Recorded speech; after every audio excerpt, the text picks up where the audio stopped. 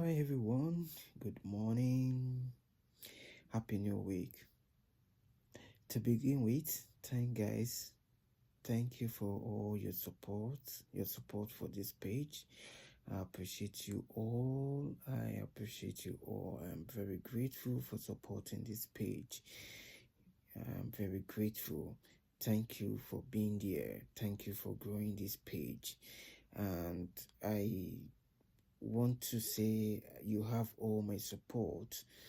For those of us who are coming to Canada soon, those who are already applying to come, you have all my support for every information you need. If you need accommodation in the best way we can provide, look for where you can get accommodation, things like that. If you need anything, just let us know. We can connect you whichever province you're planning to move to. Okay, it's already bedtime, but something came to my mind and I have to make this video.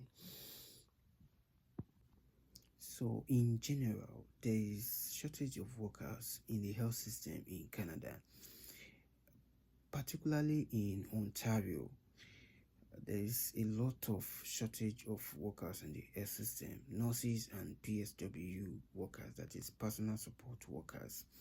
Now, Ontario has the lowest paid nurses in Canada, and this province is very, very expensive to live. That is why a lot of people are leaving the health system to join another career where they can earn a better income.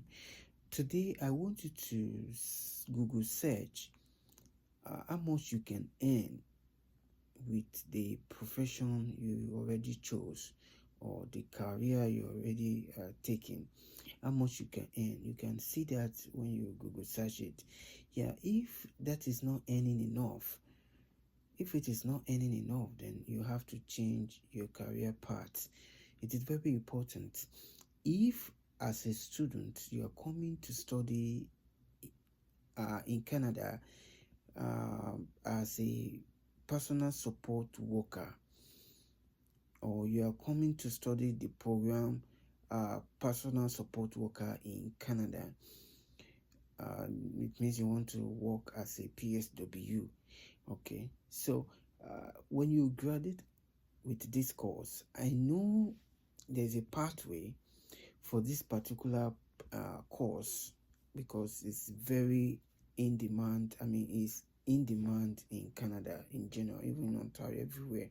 This course is in demand. So there's a pathway for everyone who graduate as a PSW in Canada, or who is working as a PSW or personal support worker in Canada. There's a pathway for them to become a PR, a permanent resident. There is a pathway. That's one of the benefits. But the truth is, how much can you earn as a PSW worker?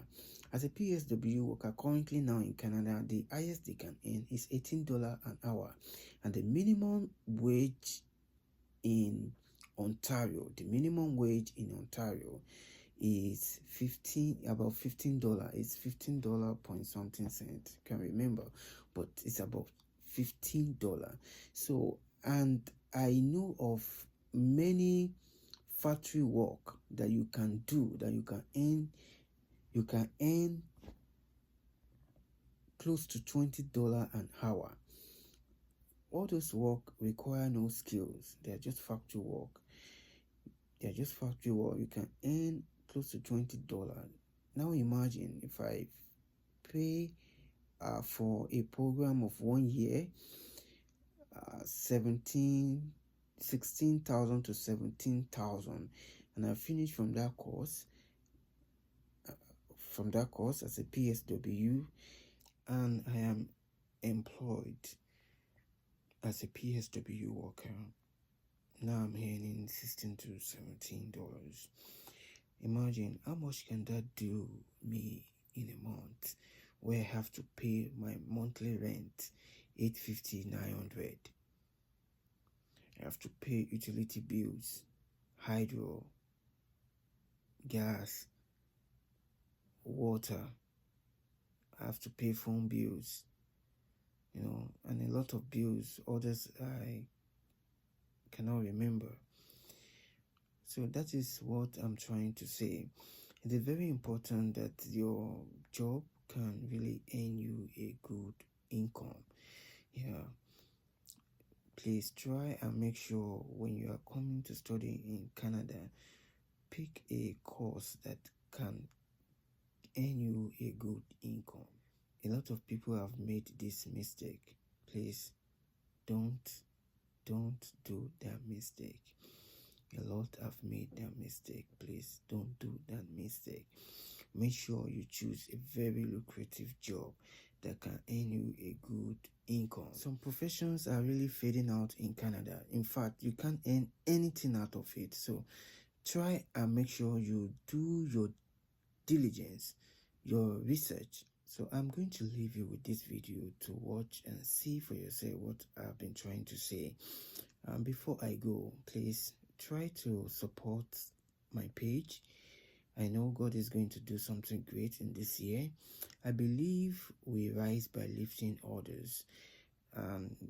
Once again, I'm very grateful to all of us who have been there for this page, to grow this page. Warning tonight about Ontario's healthcare system. We all know that our healthcare is facing serious troubles, but a new report says some of those issues are going to be going on for a long time. Now, this as the province continues to spend massive amounts of money on healthcare.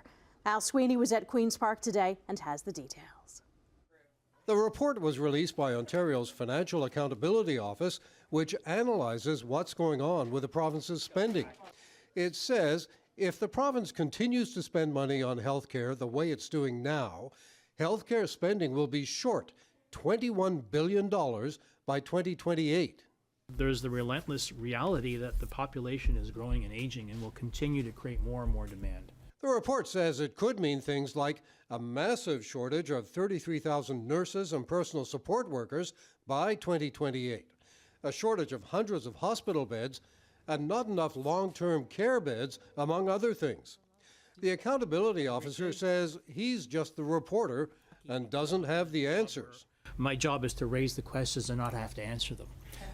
Leaving it up to politicians like Premier Doug Ford, who says he's already spending $75 billion a year on health care, with more to come, along with a plan for private surgical clinics. So we're throwing everything in the kitchen sink at healthcare, but this is the reason we need to do things differently. This is the reason we got to get caught up on the backlog surgeries. The opposition here at Queen's Park says the government maintains it's fixing the system. They say the government is part of the problem, with the idea of privatization in mind. I think it was a devastating report and another example of how this government, despite making all these promises and releasing all these plans, isn't actually funding them properly and has created a crisis. They pointed to pay for workers like nurses under the Ford government. Ontario has the lowest paid nurses in Canada. So I'm not sure whether Doug Ford thinks that's a badge of honor. Not a great one to have on International Women's Day. Ontario will not solve the healthcare crisis we're facing as long as we have the lowest paid nurses in the country and as long as we have the lowest per capita spending on healthcare in the country. So the report says the staff shortage is a central issue. Without the staff, you can't provide the services. And the province needs tens of thousands more nurses and PSWs. But this report is based on projections, based on what we know now.